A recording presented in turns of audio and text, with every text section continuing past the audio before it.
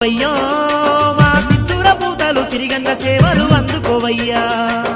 వందనాలయ్యో ఆ కొండగట్టు మీద కొలువున్న అంజన్న వందనాలయ్యా. అంజన్నా అందుకోవయ్యో మా సింధూర పూతలు సిరిగంగ సేవలు అందుకోవయ్యా.